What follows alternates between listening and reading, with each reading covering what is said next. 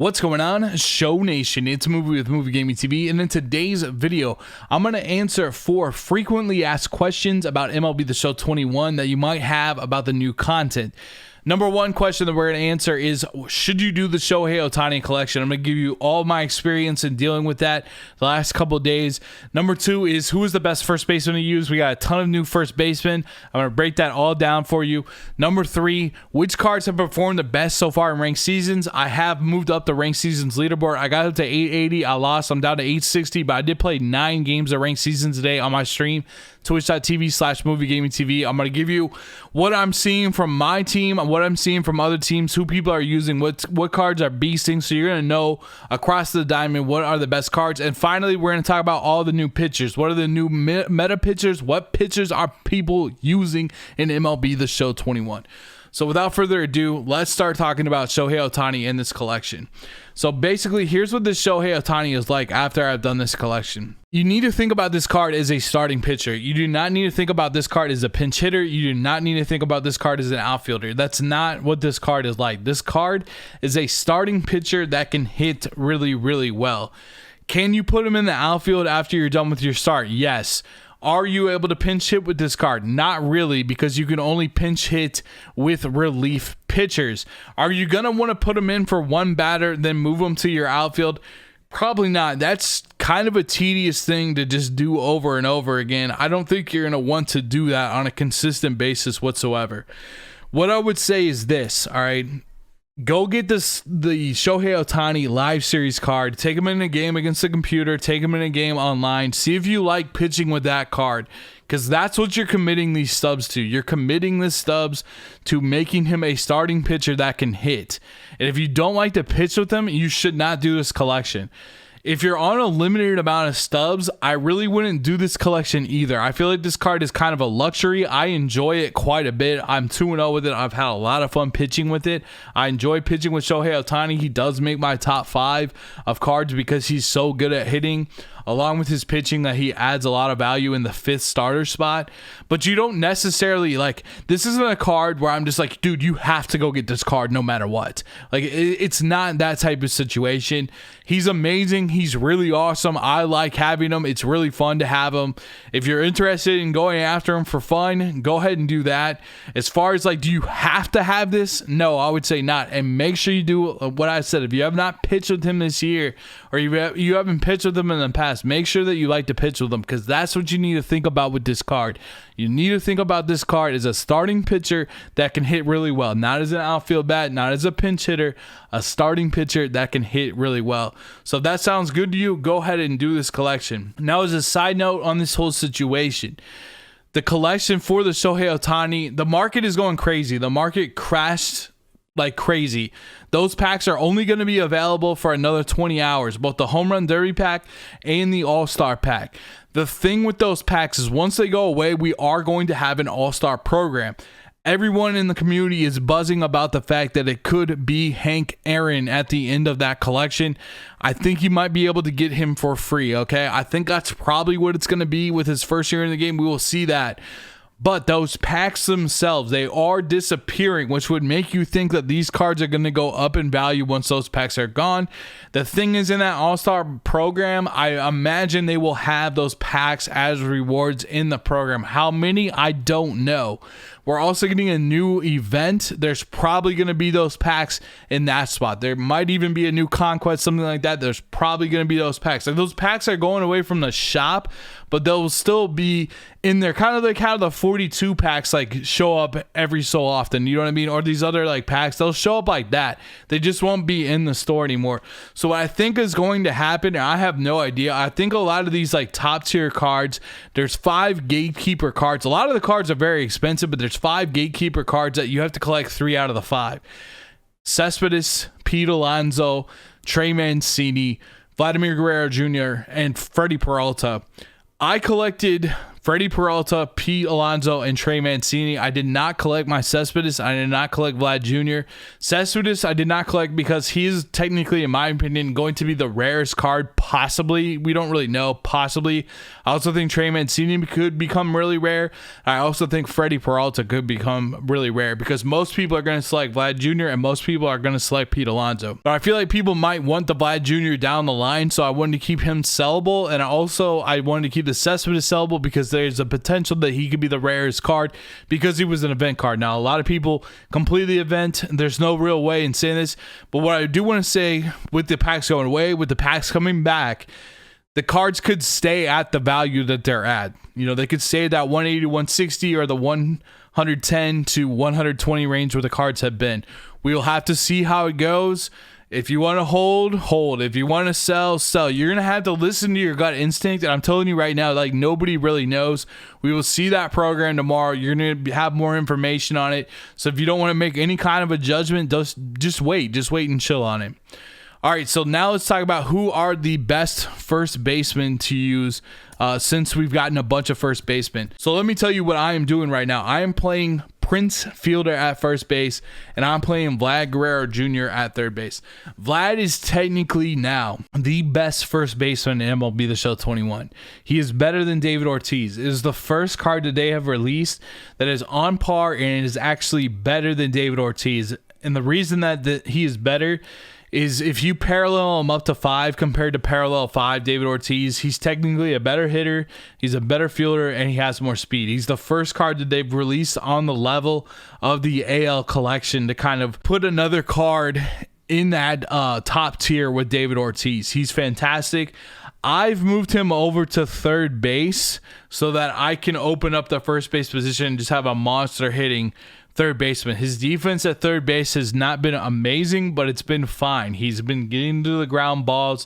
He's not, I mean, he's what you would expect from a silver defender. It's not a diamond Manny Machado unbelievable defender from like the show's finest 20 or something. You know, it's a good defender. It's a solid defender. It's not a bad defender. I like having him over at third base, but technically he is the best first baseman in the game. So if you want the best first baseman, he's the best first baseman. Again, try out his swings. You might like it, you might love it, you might not like it. Make sure you try out his swing before you commit this many stubs and see what's going on with them. I do like having him over at third base. Now, I'm using Prince Fielder over at first base. You can get this card for free by getting the 30 Team Affinity Season 3 cards. All you gotta do is collect all 30 of those and you can pick up this card. I'm using this card because I'm nostalgic for some of the older MLB The Show Diamond Dynasty type of games. I think like 16, 17, we had like a Prince Fielder card. He's back in the game this year. So I'm enjoying using him. I do like his swing. He goes 110, 125 on both sides, 92. He still does hit lefties pretty well. I don't know what it is, but I still hit lefties pretty well. He's got 72 fielding, so he's got silver fielding, which isn't too bad. He's got 40 speed. I just like using him. He's very fun for me to use. Is he better than David Ortiz? He's not better than David Ortiz. David Ortiz is better than Prince Fielder. I've just been enjoying using Prince Fielder because I've used David Ortiz for the past 3 months and I want to use a new and different card. Pete Alonso is a fantastic card as well. If you want to use Pete Alonso, it's just kind of like all personal preference. And there's no way for me to be able to figure out which one you like the best or which one that you think you're the best with. It's one of those things where you have to move around your lineup, try out different things. Like I said, play against the computer, play against some people online, see how you're feeling with the card, track your progress through the stats, and see which one that you like the most. Alonso is fine to use at first base. He's really good. Don't put him at third base. That's not a good idea. His defense is not going to be good enough over there. But if you like to use this card, you're doing very well with this card, use him at first base. There's no problem with that at all. I would say the best first baseman, though, Vlad Guerrero is number 1. You're going to want to get this card to parallel. David Ortiz is number 2. I like Prince Fielder at number 3, and then I would go Alonso at 4, but they're all extremely solid options. This new Matt Olson, he's solid. Scope's solid. This Mancini would be solid. I don't really like how Walsh doesn't have contact versus left. Those are the first basemen that you need to be looking at right now.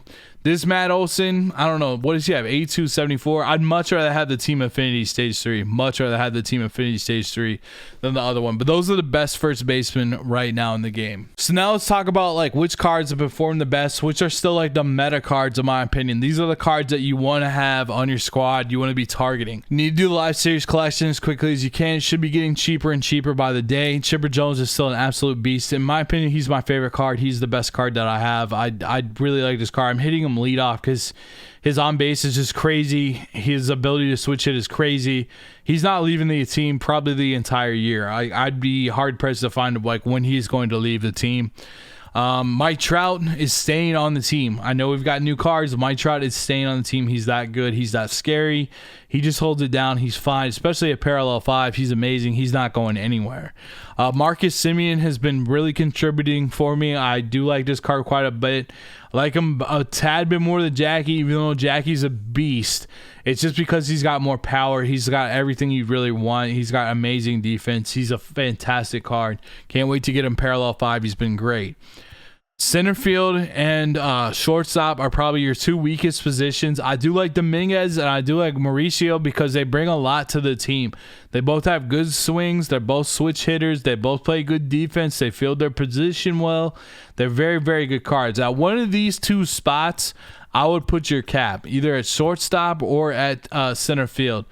If you don't want to do that, you could always put him in the bullpen. If you don't want to use the cap, Dominguez is great. Buxton is still great. Brian Reynolds is more of a corner outfielder, but a lot of people are using him. Garcia is a great card as well. I feel like he's like eventually like a Trout type of replacement. You're going to want to... This is a fantastic card on a lot of levels. I'd much rather play him in the corner until you parallel him up. Get him above 90 speed before you go send him or go put him in like center field or something like that. As far as I know, Cedric Mullins has got a good swing too. He just doesn't have a lot of arm strength or anything like that, or a lot of power versus left, but he's a nice card. Buxton, like I said, can still hold it down. Acuna, if you're real dire, I would kind of probably try to move on a little bit from Acuna at this point in time with that low contact versus right. You're going to want to move on, but playing on All-Star, this is still like an absolute goon of a card. And let's see. In left field, is there any cards I want to talk about in here? Not really. I mean, Justice, you could still be fine with out there. He's still a beast. This Cespedes card itself, I mean, he's not too bad, but you want to use him on like a situation where you can take advantage of that lower contact versus left, but he's got a lot of power. He's all right. He's okay. I haven't seen anybody really using him, though. In right field, Judge is probably should have been tier 2 in our like affinity video. If you like to use Judge, if you're cool with the 6-7, go for it. It's a solid card. Castellanos, I still recommend you play him at first base or third base, to be honest, but he's a beast. Like, he's got some massive hitting stats. I could see this card translating into like more legend comp games because he's 125, 124, 99, 111. Solid card. Nelson Cruz, probably avoid this one. I don't know why, other than I know a lot of people do like him, but his defense just really isn't there. Maybe he's a bench bat, but I feel like I got some better bench bats that you get, but he's not too bad. And then Teoscar would be the other outfielder you can play in your outfield, like 102, 120, 125, 79. Very, very solid. 81 speed. Parallel this card up. I like Teoscar. I like Castellanos Judge. I'm not so high on Nelson Cruz out of this mix. And I don't know. See if you can go pick up the Dominguez. A lot of cards are cheap right now. Like Dominguez is maybe going up a little bit. Ronnie at shortstop's been great. You could also put Trey Turner out in center field. This card is an amazing meta card right now. He's one of the best hitters in the game. He's fantastic. It's something about his swing that is really nice, and plus he has the 99 speed. The defense is what really holds him back. I don't think he's a great defender in center field. If you got him paralleled up enough, at least get him to some kind of silver. But even with the 99 speed, I thought when I tested him out in center field, I didn't really like him too much in center field. I think his best position, honestly, is put him at third base because you're not going to find a 99 speed third baseman anywhere. Really. I mean, there's a couple like Jackie, but this is like he reminds me a lot of Jackie with less defense, but that's what he feels like tons of pop, tons of base hits. He hits like a 5 feet out in front of the plate. He's safe at first. He's really fast on the base pass. Like, he's really good. The Trey Turner is really good. I think this Trevor Story is very, very good too, especially if you're like trying to beast on Hall of Fame, or you're trying to beast on all-star, like he's got so much power, and his defense and speed are going to parallel up nicely.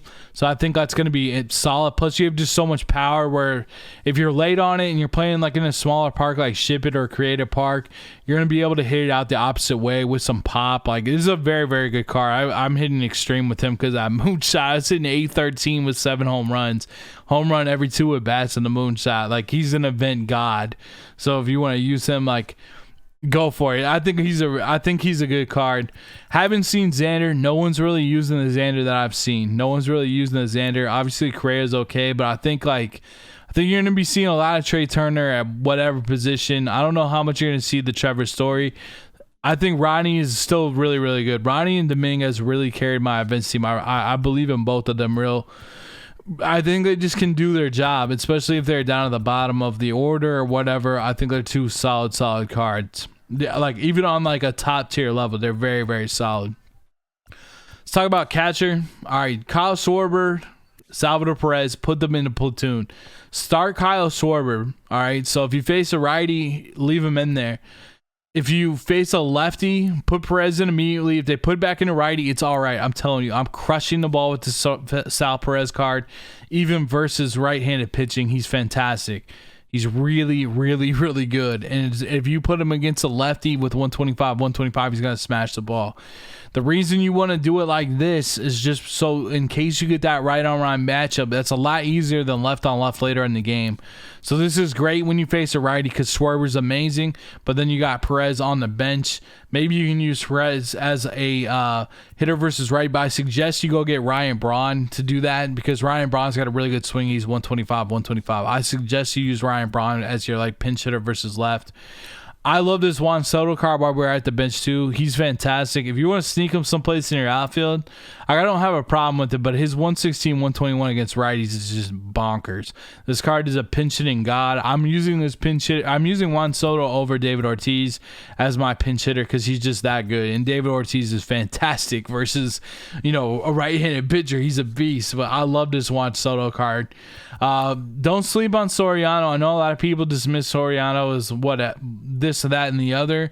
Still a fantastic card, and if you're going up to World Series, this is still a really good card. This is a Hall of Fame warrior with his contact, with his speed, with his power, with his defense. He's still super complete. I've got him on my bench right now, but I'm just doing it because I've used him a lot. He's still really, really good. I really honestly should probably put him out in center field. So those are some of the meta cards that we're looking at right now. Jackie's still really good. Turner, Castellanos. Look to get some of the cards that I've included in this video.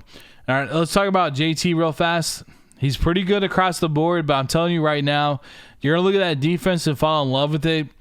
You can throw out Trey Turner or Byron Buxton with Kyle Schwarber. Like, the stealing and the jumps are so random that you don't have too much control about really like throwing them out or them stealing on you. I wouldn't worry too much about your catcher defense or your catcher speed. I'm just going to be honest with you. Like, when Kyle Schwarber throws out like Byron Buxton with like 99.99 or like Mike Cap with 99.99, it makes me feel like the defense just doesn't really matter that much.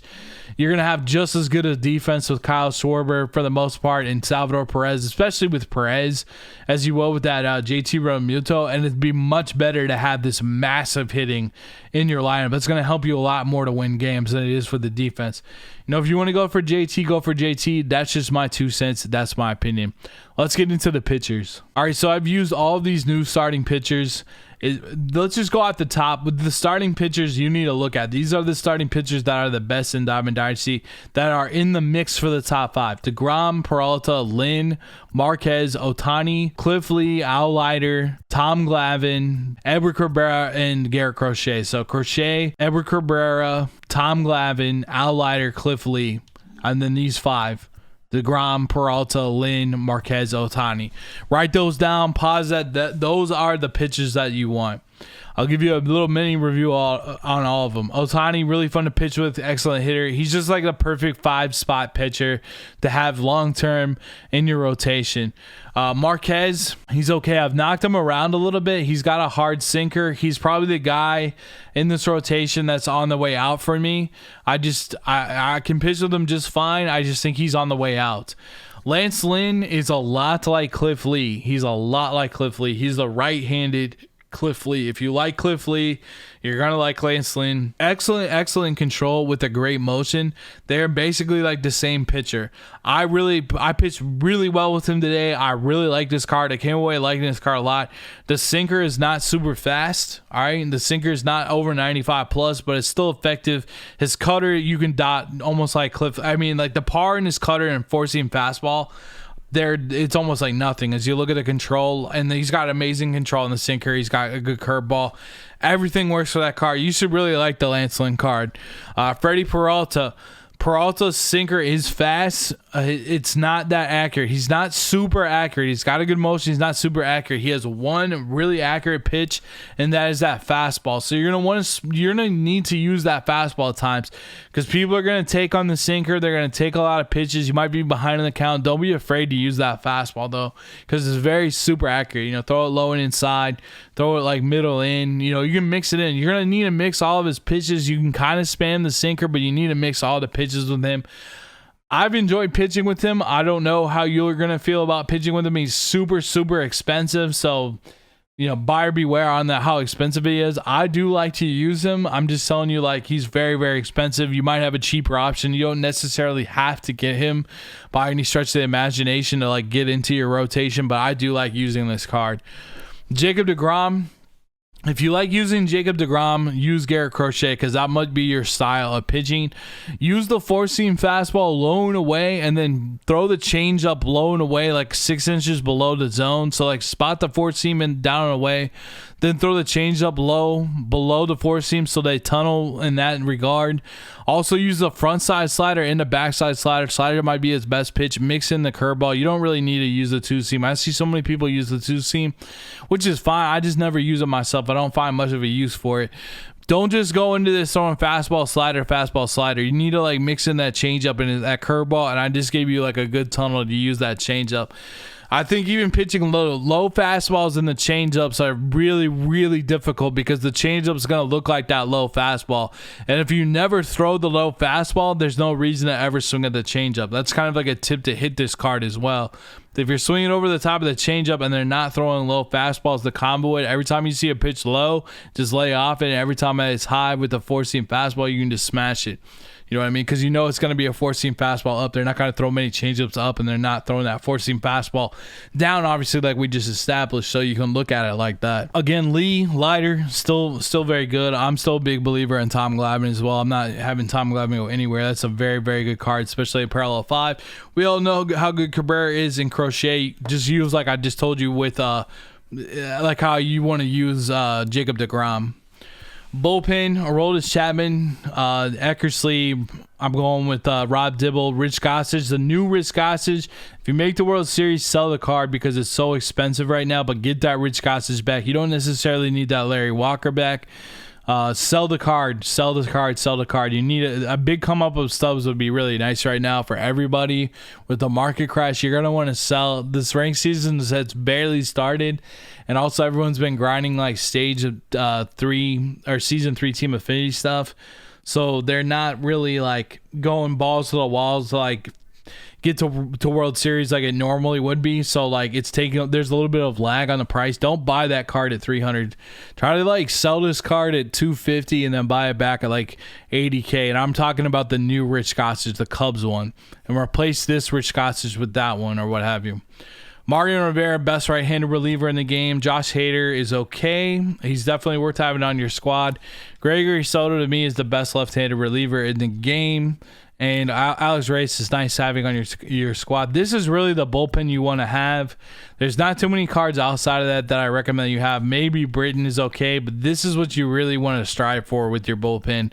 You could maybe switch out Eckersley or Dibble or Gossage with somebody else, but you're going to want to have Chapman, Rivera, Hader, Soto, and Reyes. Those are like the main ones that you're going to want to have. Well, that's going to wrap it up for this video. I hope you enjoyed. Be sure to subscribe if you're new and drop a like on the video. Thank you so much for watching. Check out one of the videos at the end of this video, and thank you so much for watching again, and have a great day. All right, peace out, y'all.